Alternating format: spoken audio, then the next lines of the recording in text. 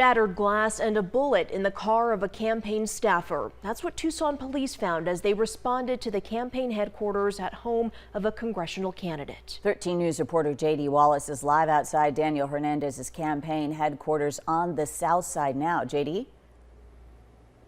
Well, Brooke, you can still see the glass on the street here behind me, something that is part of an investigation now in the hands of Tucson police, and it's outside the window of the residence where Daniel Hernandez had his campaign headquarters, which will now be moving.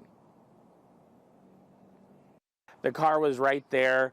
The dining room window was right above it. This car, belonging to a staffer in the CD7 campaign for Daniel Hernandez, was found with a broken window and a bullet in the driver's seat. It happened sometime between 1:30 and 4:30 Thursday after the staffer parked the car and an employee at the school across the street noticed it.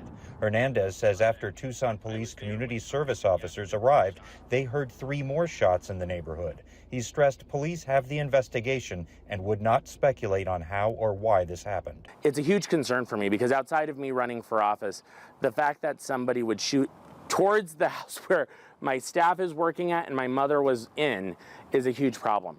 So I think in spite of everything that's going on with the campaign, my #1 concern has always been keeping people safe. That's why we are not going to be conducting any more campaign activities out of this home.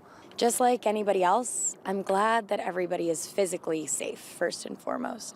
But I understand that when you run for office, it's scary. I know I feel the same way, and any act of violence or intimidation is unacceptable. Fellow Democratic candidates like Deja Fox expressed sympathies and concern, including Adelita Grijalva, saying in part on X, "I'm relieved to learn that everyone is safe. We deserve safe communities free from gun violence."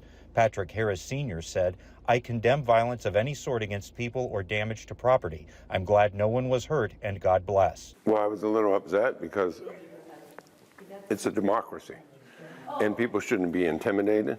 Republican candidates Daniel Gutierrez and Jimmy Rodriguez also expressed concern, Rodriguez saying in part, "My heart goes out to Daniel and his family, especially knowing the hardship they've faced since the 2011 Tucson shooting where he showed incredible courage." Being an elected official or being a candidate is not something that people, I think about the threats and the violence that we've all had to encounter. I've seen it firsthand, but again, we're waiting for TPD to give us more information. Now, Hernandez moved in here with his sister Alma Hernandez, a state representative. He says after she started receiving death threats, something that they are not strangers to. And we've reached out to all of the Republican and Democratic candidates in CD7. And when we hear back from some of those we're still waiting to hear from, Jorge Rivas and Jose Malvido Jr., we'll add those comments with this story on KOLD.com. Live on the South Side, J.D. Wallace, 13 News.